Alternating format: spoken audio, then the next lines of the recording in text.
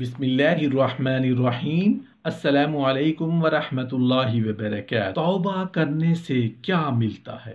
मोहतरम नाजरीन, जब भी कोई इंसान अपने गुनाहों पर शर्मिंदा होकर गुनाहों का इकरार करके अल्लाह से मुआफ़ी तलब करता है तो अल्लाह पाक ऐसे इंसान को उन इनामात और रहमतों से नवाजते हैं जिनका तसव्वुर इंसान के वहम व गुमान में भी नहीं आ सकता। मोहतरम नाजरीन, जब कोई इंसान गुनाह का मुर्तकिब हो जाए और फिर उसे एहसास हो जाए कि उसने अल्लाह के हुक्म के खिलाफ काम किया है, उस पर नादिम होकर आंखों से आंसू बहाकर नजरें झुकाकर अल्लाह से तौबा करता है तो अल्लाह पाक ऐसे इंसान को 10 मुख्तलिफ इनामात से नवाजता है। 10 नेमतें उस पर नाजिल फरमाता है। गुनाह करके अल्लाह के खौफ से तौबा करना अल्लाह को बेहद पसंद है। मोहतरम नाज़रीन, आइए उन 10 नेमतों और रहमतों को पढ़ और सीख लेते हैं। नंबर 1, तौबा गुनाहों को मिटा देती है। रसूलुल्लाह सल्लल्लाहु अलैहि वसल्लम ने फरमाया,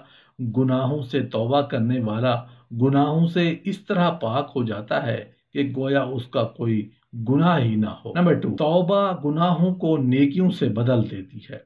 अल्लाह ताला के इरशाद ग्रामी है, सिवाय उस शख्स के जिसने तौबा की और ईमान लाया, अच्छे अमल किए, ऐसे लोगों के गुनाह अल्लाह नेकियों से बदल देता है और अल्लाह बख्शने वाला मेहरबान है। तौबा ताइब के दिल को पाक साफ कर देती है। रसूलुल्लाह सल्लल्लाहु अलैहि वसल्लम का फरमान है, बेशक जब बंदा गुनाह करता है तो उसके दिल पर एक स्याह निशान लग जाता है, फिर अगर वो गुनाह छोड़ दे और तौबा करे तो उसके दिल का निशान साफ हो जाता है, और अगर वो गुनाह की तरफ ही लगा रहे तो वो निशान ज्यादा हो जाता है, यहाँ तक कि उसके दिल पर स्याही छा जाती है और ऐसे जंग आलूद हो जाता है जिसके मुतालिक अल्लाह ताला का इरशाद ग्रामी है कि हरगिज नहीं बल्कि उनके करतूतों के सबब उनके दिल जंग आलूद हो चुके। नंबर 4, तौबा आदमी की जिंदगी में सुकून और इत्मीनान का सबब है। अल्लाह ताला का इरशाद है, और ये कि तुम लोग अपने गुनाह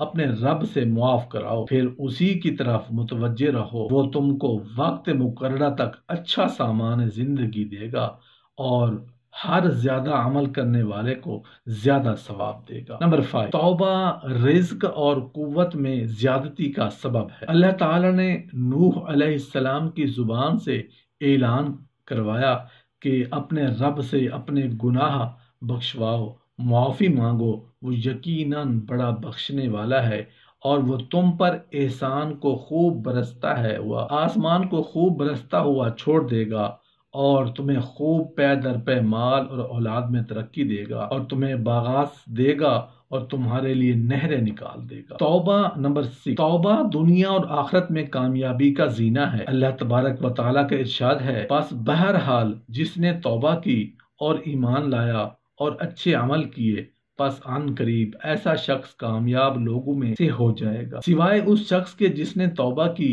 और ईमान लाया और नेक अमल किए। बस यही लोग जन्नत में इस हाल में दाखिल होंगे कि उन पर कुछ भी जुल्म ना किया जाएगा। नंबर 7, तौबा मोहम्मद इलाही का जरिया है। फरमाने बारी ताला है, यकीनन अल्लाह ताला तौबा करने वालों और पाकीज़गी अख्तियार करने वालों से मोहब्बत करता है। इसीलिए वुजू से फरागत के बाद रसूलुल्लाह सल्लल्लाहु अलैहि वसल्लम ये दुआ पढ़ा करते थे, अल्लाहुम्मा जअलनी मिनत तव्वाबीना वजअलनी मिनल मुतत्तहिरीन। ऐ अल्लाह, मुझे तौबा करने वालों और पाकीज़गी अख्तियार करने वालों से बना दे।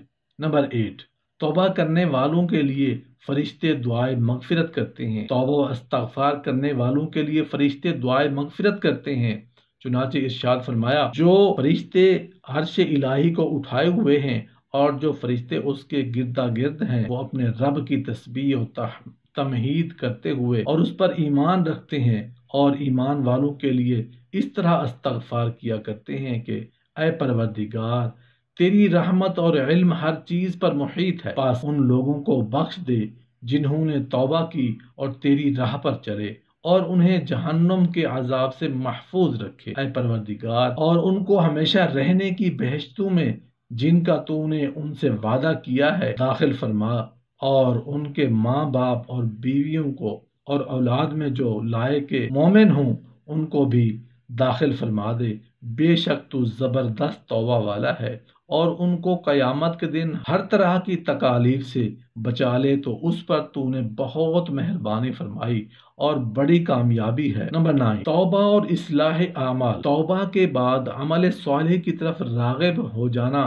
چاہیے، کیونکہ نیک اعمال ہی انسان کا ذریعہ ہے، نجات ہے۔ اس لیے قرآن پاک میں ایمان لے آئیں اور نیک عمل کرتے رہیں، پھر راہ حق پر رہیں، یعنی ایمان اور عمل صالح پر مداومت کریں۔ دوسرے مقام پر فرمایا، البتہ جو شخص توبہ کرے اور ایمان لے آئے اور نیک کام کرے تو ایسے لوگ امید ہے کہ فلاح پانے والوں میں سے ہوں گے۔ نمبر 10، توبہ ظلم کو مٹا دیتی ہے۔ ظلم بہت بڑا گناہ ہے۔ ظلم کے کئی ایک معنی ہیں۔ بہرحال ظلم کی تمام صورتوں میں سے انسان گناہ گار ہے، لیکن توبہ ظلم جیسے گناہ کو بھی مٹا دیتی ہے۔ اس بارے میں قرآن مجید میں ہے، پھر جو شخص ظلم کے بعد توبہ کرے اور اصلاح کے لیے تو بلا شبہ اللہ اس کی توبہ قبول فرما لے گا، بے شک اللہ غفور الرحیم ہے۔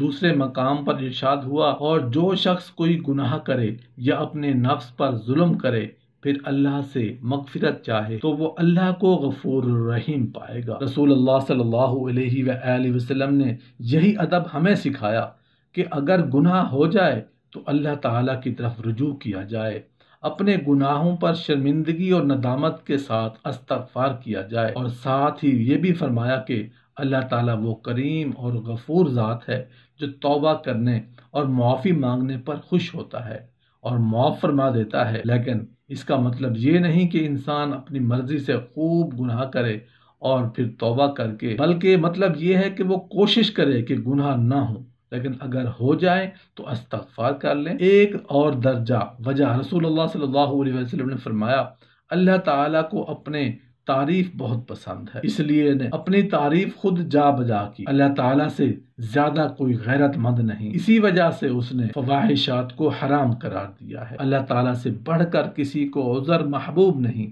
یہی وجہ ہے کہ اس نے رسول بھیجے، کتاب نازل کی، تاکہ بندے اپنی غلطیوں پر مشتبہ ہو کر خدا سے عذر معافی طلب کر کے۔ حدیث پاک میں سے معلوم ہوا کہ اللہ تعالیٰ کو بندے کا معافی مانگنا بہت پسند ہے، اس لیے اللہ تعالیٰ نے اتنا وسیع نظام بنایا کہ انبیاء اور رسول مبعوث فرمائے، کتابیں نازل فرمائیں، تاکہ بندہ فواحشات اور منکرات کو پہچانے اور ان سے بچے، اور کرنے کی صورت میں اللہ کی طرف رجوع کرے۔ اللہ تعالیٰ کی طرف اگر کوئی شخص رجوع کرے تو یہ انتہائی خوشی کی بات ہے اور سعادت ہے، کیونکہ رجوع اللہ خوش نصیبی ہے، اور حدیث مبارکہ میں بھی اسے خوش نصیبی کہا گیا ہے۔ مستدرک حاکم میں ایک روایت نقل کی گئی ہے کہ رسول اللہ صلی اللہ علیہ وسلم نے فرمایا، ایک انسان کی یہ خوش نصیبی ہے کہ اس کی عمر زیادہ ہو، اللہ تعالیٰ اس کو توجہ اور رجوع اللہ کی توفیق عطا فرمائے۔ احادیث مبارکہ میں جو تعلیم و ادب سکھایا گیا ہے وہ تلقین فرمائی ہے، اور یہ کہ انسان توبہ ہر حال میں کرے۔ رسول اللہ صلی اللہ علیہ وسلم توبہ و استغفار کی مختلف دعائیں منقول ہیں، انہیں پڑھتے رہنا چاہیے، اور اس کی کوئی تہجد سے نہیں کہ گناہ ہونے پر بھی پڑھ لیا کرے، بلکہ ہر وقت یا جس وقت بھی یاد آئے استغفار پڑھے، تاکہ گناہوں کی معانی کے ساتھ ساتھ دوسرے فوائد و برکات بھی حاصل ہو جائیں۔ اللہ تعالی ہمیں عمل کی توفیق عطا فرمائے، آمین یا رب العالمین۔